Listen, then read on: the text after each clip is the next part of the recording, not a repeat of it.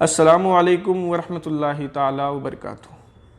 ایک سوال یہ آیا ہے کہ گھر کی ٹنکی میں اگر چوہا گر کر مر جائے تو کیا وہ پانی ناپاک ہو جاتا ہے، اور کیا اس پانی سے جو وضو کر کے نمازیں پڑھی گئی ہیں یا کپڑے دھوئے گئے ہیں، کیا نمازیں قبول نہیں ہوں گی یا کپڑے ناپاک ہو جائیں گے؟ اس بارے میں شرعی رہنمائی فرمائیے۔ کبرا انٹرپرائزز سے آپ بہت ہی کم اور مناسب قیمت پر خوبصورت نقاب، اسکارف، جبے، کرتے اور ہر طرح کی ٹوپیاں خرید سکتے ہیں، تو دیر کس بات کی، فوراً آرڈر کریں۔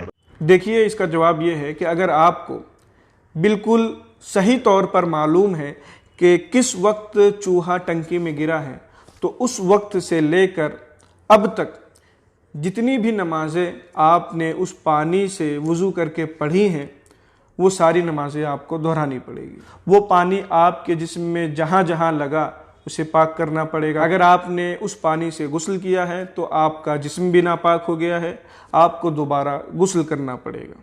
اس پانی سے جو بھی کپڑے دھوئے گئے ہیں وہ سارے کپڑے ناپاک ہو گئے ہیں، انہیں پھر سے دھو کر پاک کیا جائے گا۔ اس پانی سے اگر کھانا پکایا گیا اور وہ کھانا ابھی موجود ہے تو آپ پر ضروری ہے کہ وہ کھانا کتوں کو، جانوروں کو آپ کھلا دیں۔ ہاں، اگر اس کا پانی آپ نے پیا یا اس پانی سے بنائے گئے کھانے کو آپ نے کھا لیا تو اس پینے پر اور کھانے پر آپ گنہگار نہیں ہوں گے۔ دوسری صورت یہ ہے کہ جس وقت چوہا ٹنکی میں گرا، پانی میں گرا، وہ وقت آپ کو معلوم نہیں ہے، تو ایسی صورت میں جس وقت ٹنکی میں چوہا دیکھا گیا، جس وقت پانی میں چوہا دیکھا گیا، آپ کو معلوم ہوا کہ پانی میں چوہا گرا پڑا ہے، مر گیا ہے، اس وقت سے اس ٹنکی کا پانی ناپاک قرار دیا جائے گا۔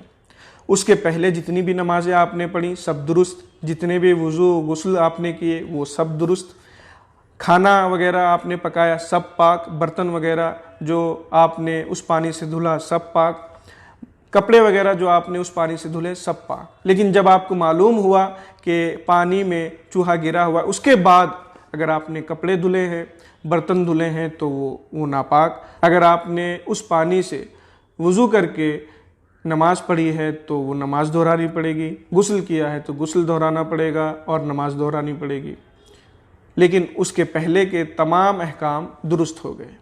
السلام علیکم ورحمۃ اللہ تعالی وبرکاتہ۔